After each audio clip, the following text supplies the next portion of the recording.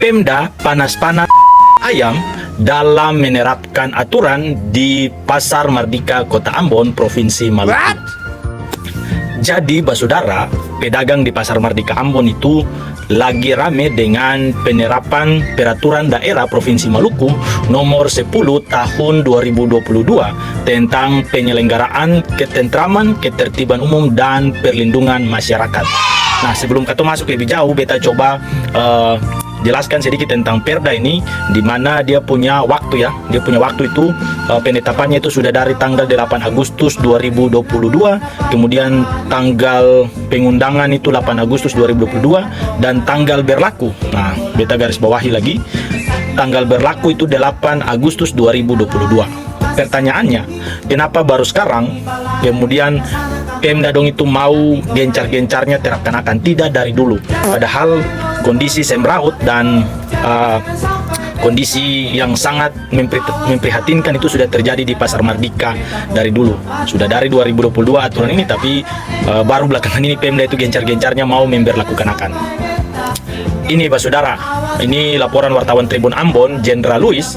Itu pedagang yang berjualan di badan jalan dan trotoar kawasan Mardika terancam dipenjara selama 3 bulan dan denda 50 juta. Hal itu tertuang dalam peraturan daerah atau Perda Provinsi Maluku nomor 10 tahun 2022. Nah, tadi kita sudah jelaskan ya.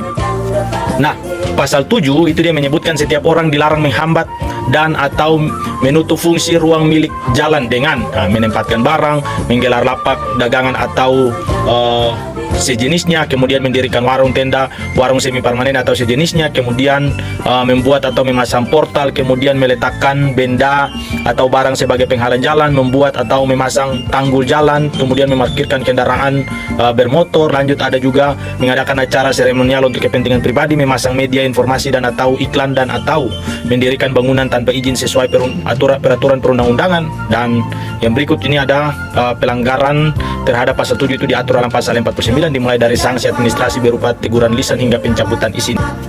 Nah, ini pemerintah pun telah membentuk tim terpadu penataan Pasar Mardika yang terdiri dari unsur pemerintah, TNI, Polri, dan Kejaksaan.